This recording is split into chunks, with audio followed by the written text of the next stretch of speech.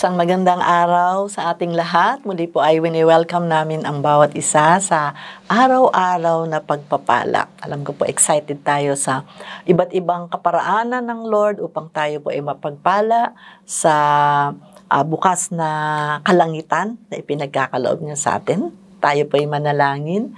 Aming Ama, sa pangalan ni Jesus, salamat Lord sa kabutihan ninyo. Kayo po ay handang laging magbukas ng durungawan ng kalangitan, ng mga pintuan ng pagpapala para po sa amin, lalo na kung kami po ay ganap na magtitiwala sa inyo. Pangunahan niyo po kami ngayon sa araw na ito, sa pangalan ni Jesus. Amen. Amen. So ngayon po ay halos nasa gitna na po tayo ng Enero. Parang napakabilis po ng panahon. Hindi po ba? Kakasimula pa lang, kakatapos pa lang. Ngayon nagsimula. Ngayon ay halos nasa kalahati na tayo ng buwan ng January. So indeed, this is a fresh start for all of us. Sabi nga ng Lord ay manimula tayo ng maayos. No? So basahin po natin sa Lamentations chapter 3 verses 22 to 23. The steadfast love of the Lord never ceases. His mercies never come to an end. They are new every morning. Great is thy faithfulness. Amen.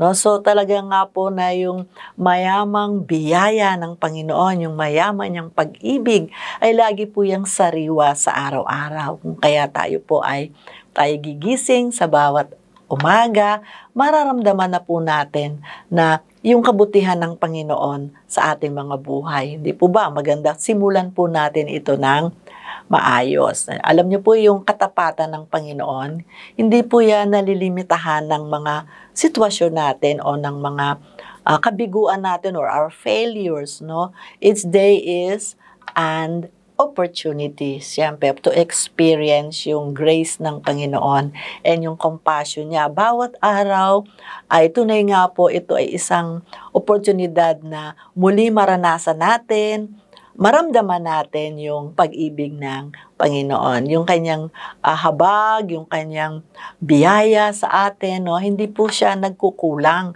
At yung mercy ng Lord is always refreshed every morning. No? So yun po yung napakaganda.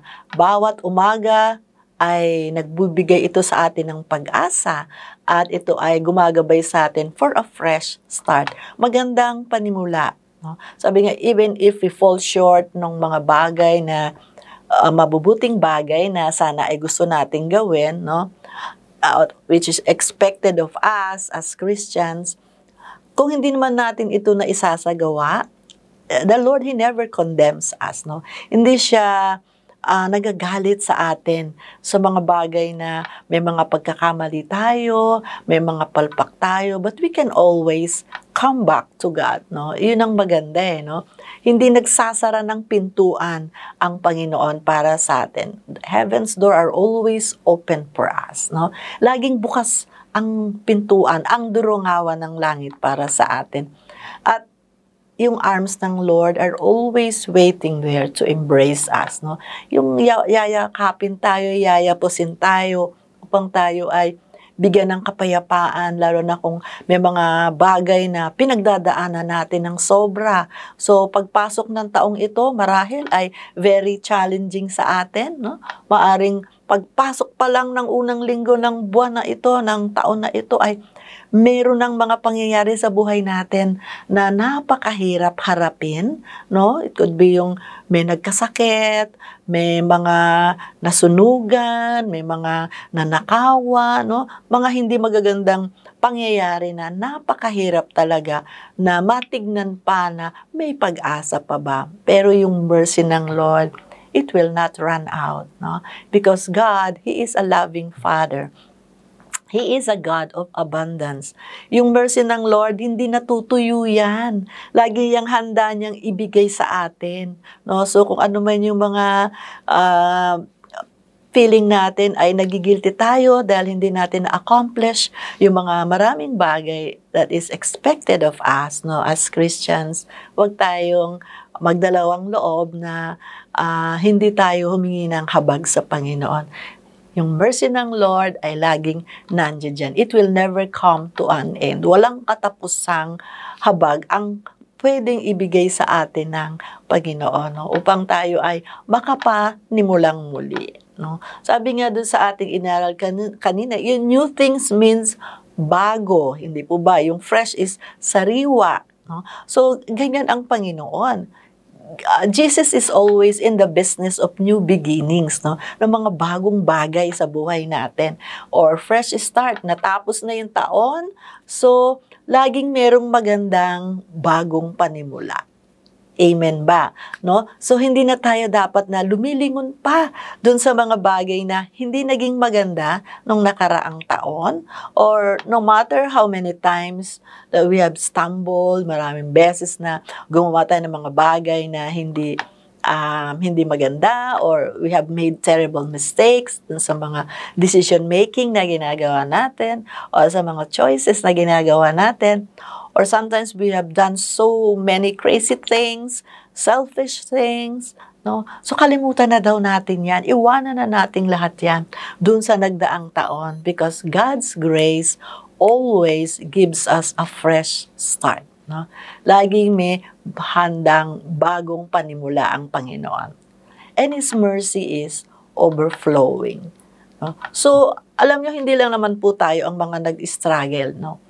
Marami rin pong mga Bible characters, yung mga talagang man of God sa istorya sa Biblia na nakaranas din naman ng mga bagay na hindi maganda, no? But God has given them a fresh start, no?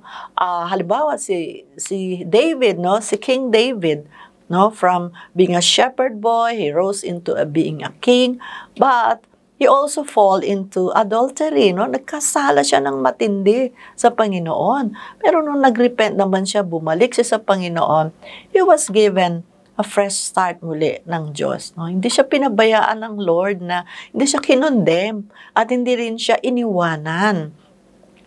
Even si Peter, hindi po ba, siya ay sa 12 disciples ni Jesus, siya ang laging kasama. Pero nung dumating ang panahon na si Jesus ay huhulihin na, he denied Jesus 3 times, no? So, napakasakit nun para sa isang kaibigan, hindi po ba? But, God gave him muli a fresh start, no? Nagsimula uli si Peter ng panibagong panimula sa buhay niya dahil hindi siya tinalikuran ng Panginoon, no? So, maging si Apostle Paul, no? Si Apostle Paul, bago po siya naging Apostle Paul, siya is si Saul who persecuted the Christians. Marami siyang pinapatay. Marami siyang mga pinersecute, hinuli, pinarusahan, pinakain sa leon, no? So, ganun po siya kalupit nun. Dahil akala niya, yun ang mga taong hinuhuli niya ay nasa maling pananampalataya sa Diyos. But God, He made Paul magkaroon ng personal encounter, at he was given a fresh start, at siya isang naging mabuti at anointed na apostle, no? Even si Moses, no? Kung titignan natin uli sa Old Testament, no? From being a prince of Egypt, no? God made him a powerful deliverer, no?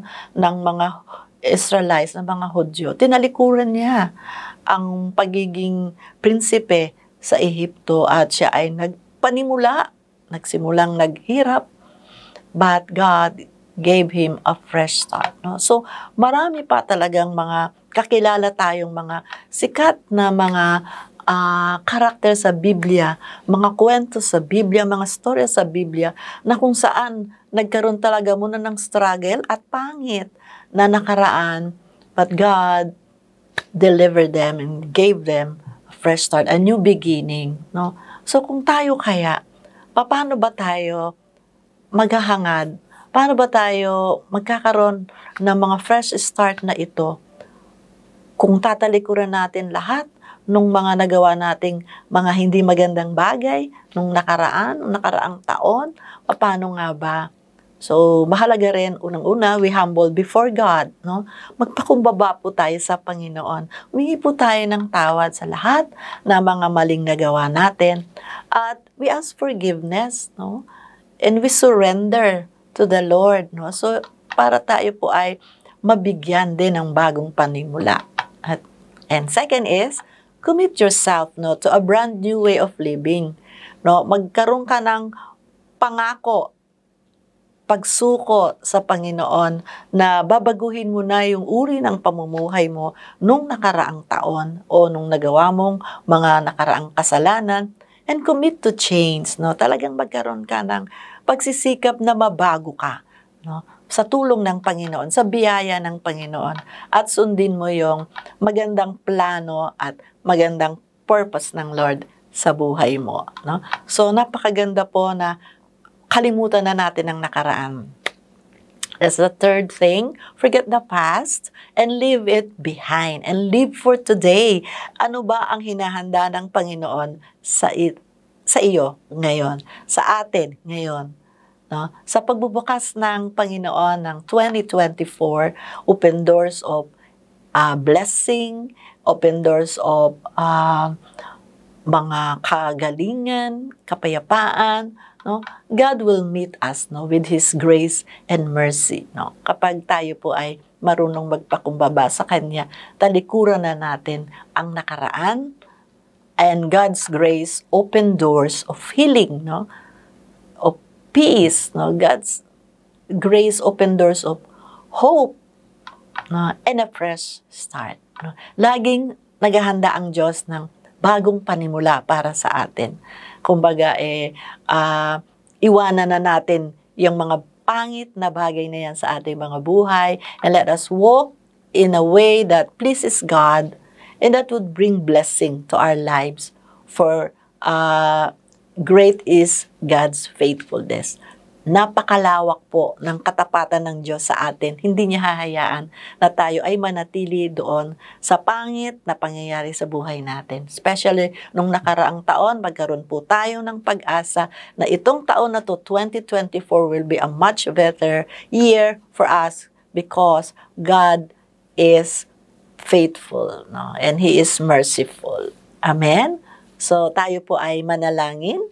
Aming Ama, sa pangalan ni Jesus, salamat Panginoon sa kabutihan ninyo na handa nyo kaming laging bigyan ng bagong panimula sa aming mga buhay, especially itong taong 2024. Salamat sa pagsama mo sa amin, sa journey na gagawin namin. Thank you that you will be with us, that you will not forsake us, and that you will strengthen us, and that you will keep us, O God, Lord, victorious sa lahat po ng aming mga gagawin dahil kasama po namin kayo. Salamat, Panginoon. Pagpalain niyo po ang bawat isang nakikinig ngayon at salamat po sa pagbabagong gagawin mo sa buhay ng bawat isa sa pangalan ni Jesus. Amen. Amen. Okay, maraming salamat po. I hope na tayo po ay naging handa rin sa pagtanggap sa mga hinabilin sa atin ng Panginoon. At magkita-kita po tayo sa susunod na mga araw. God bless you.